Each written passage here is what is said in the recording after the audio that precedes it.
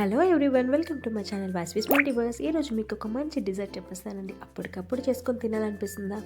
అయితే ఖచ్చితంగా ఇది ట్రై చేశాను. అదేనండి డబుల్ కా మీఠా.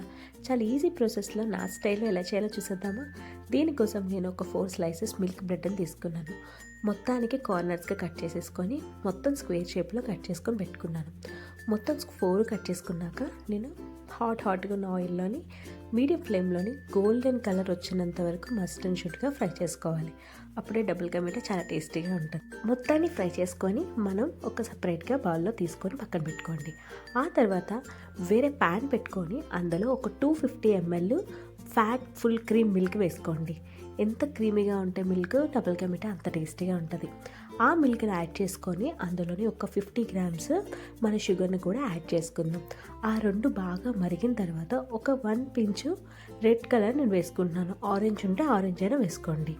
అది బాగా మరిగిపోయిన తర్వాత మనం గోల్డెన్ బ్రౌన్లో పెట్టుకున్న బ్రెడ్ స్లైసెస్ ఉన్నాయి కదండి, అవి అందులో డిప్ చేసుకొని ఒక 3 to 4 minutes మీడియం ఫ్లేమ్లోనే కుక్ చేసుకోండి. అందులోని మనం కొంచెం జీడిపప్పుని అలాగే కోవా ఉంటే ఒక 30 grams నేను యాడ్ చేసుకున్నాను. అది కూడా వేసి మూత పెట్టి ఒక 4 to 5 లో మీడియం ఫ్లేమ్లో పెట్టుకుంటే చాలా ఎమ్మీగా ఉండే డబుల్ కా మీఠా రెడీ. ఎంతో ఎమ్మీగా ఉంటుందండి. మీకు ఎప్పుడైనా తినాలనిపిస్తే మస్ట్ అండ్ షుడ్గా ట్రై చేసేయండి. అలాగే మీరు ట్రై చేసి మీకు ఎలా వచ్చిందో కామెంట్ సెక్షన్లో కామెంట్ చేయండి.